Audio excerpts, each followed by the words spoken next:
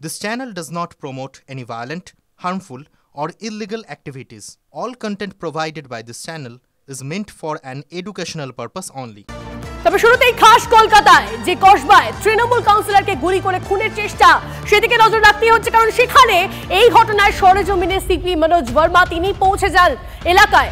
Bike চালক সহ দুজনের খোঁজে তদন্তকারীরা।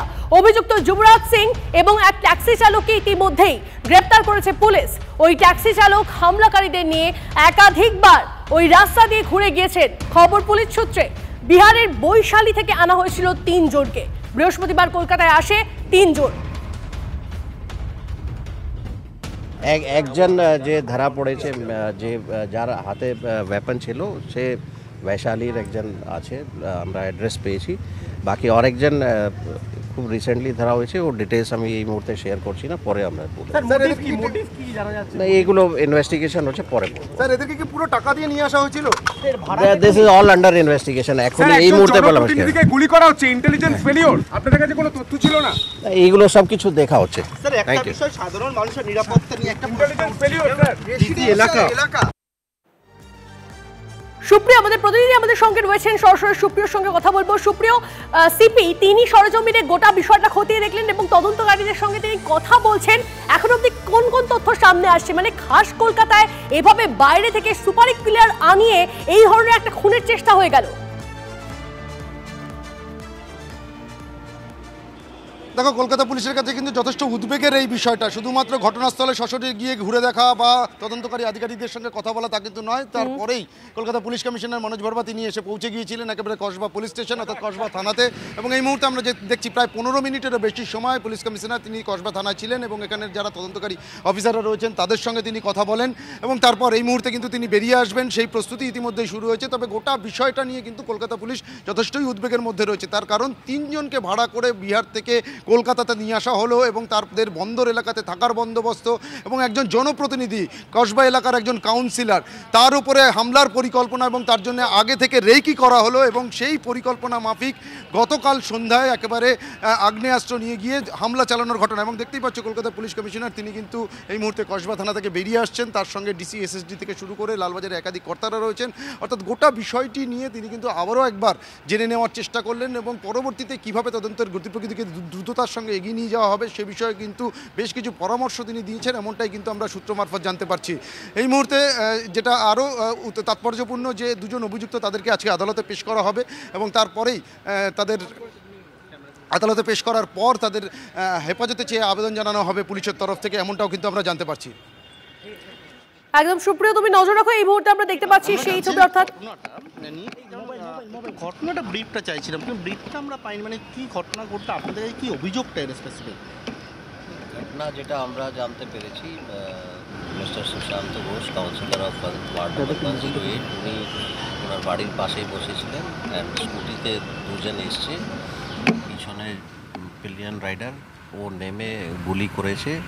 Somehow the bullet has not fired and তারপরে একজনকে পাবলিক ধরেছে অ্যান্ড আর্মস পাওয়া গেছে। পরে পুলিশ তদন্ত করে আরেকজনকে ধরেছে অ্যান্ড ফার্দার ইনভেস্টিগেশন হচ্ছে।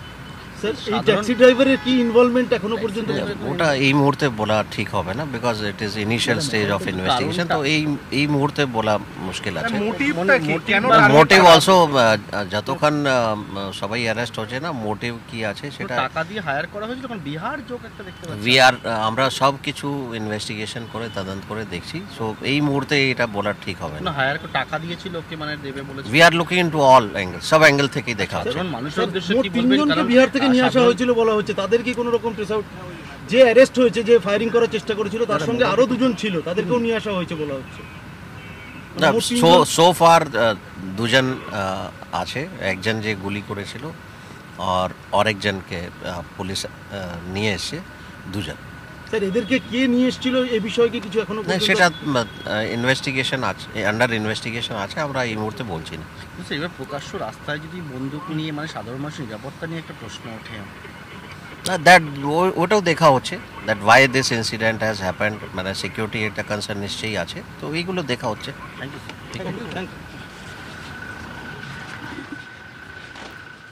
সুপ্রিয়, আমরা শুনলাম তিনি ঠিক কি বললেন এবং তিনি বললেন যে গোটা বিষয়টাই এখন তদন্ত সাপেক্ষ, গোটা বিষয়টা খতিয়ে দেখা হচ্ছে, বিহার থেকে আনা হয়েছিল কিনা, সমস্ত যা যা প্রশ্ন উঠছে সেই সমস্ত প্রশ্নগুলো নিয়েই তিনি বললেন যে গোটা বিষয়টা এই মুহূর্তে খতিয়ে দেখা হচ্ছে। দেখুন, হামলার পর, এই যে হামলা হয়ে গেল, এত বড় একটা হামলার পর ইঙ্গিতপূর্ণ মন্তব্য সুশান্ত ঘোষের, ভালো নেই কসবা, মানুষ মুখ ফিরিয়ে নিচ্ছে, কসবা থেকে মানুষ মুখ ফিরিয়ে নিচ্ছে, এটা নেতৃত্বও জানে। কসবা এলাকায় ভালো মধু আছে, তাই বহিরাগত মৌমাছিদের ভিড়। ঘুরিয়ে কাকে বার্তা তৃণমূল কাউন্সিলর সুশান্ত ঘোষের? নিশানায় কে? প্রশ্ন উঠছে। কেউ তার ব্যক্তিগত স্বার্থ প্রতিহিংসা করবার জন্য হয়তো ঘটনা ঘটিয়েছে। কালকের ঘটনাটা বিচ্ছিন্ন ঘটনা, কিন্তু হ্যাঁ, সামগ্রিকভাবে কসবার দিকে আমি নজর দেওয়ার প্রয়োজন আছে বলে আমি মনে করছি। এখন মানে হাই টাইম, যেটা একটু স্পেশালি দলের পক্ষ থেকে নজর দেওয়ার প্রয়োজন আছে বলে আমার মনে হয়। জানি না দলের কাছে কি খবর আছে, কিন্তু কসবার অবস্থা সত্যি ভালো না। সমাজ বিরোধীরা চেষ্টা করছে একটু মাথা তুলে দাঁড়াবার, সেই প্রবণতাটা বন্ধ করতে হবে। জমি মানে মধু, সবাই এটা দাবি করে। এই মধুর লোভেই কি এখন মৌমাছি ভিড়? মধু থাকলে তো মৌমাছি আসবেই, এবং মৌমাছিরাও আসবে। সে মৌমাছি, লোকাল মৌমাছি আছে, বাইরের মৌমাছিরাও আছে। এখন কোন মৌমাছি কতটা মধু সংগ্রহ করবে সেটা তো তাদের উপর ডিপেন্ড করছে।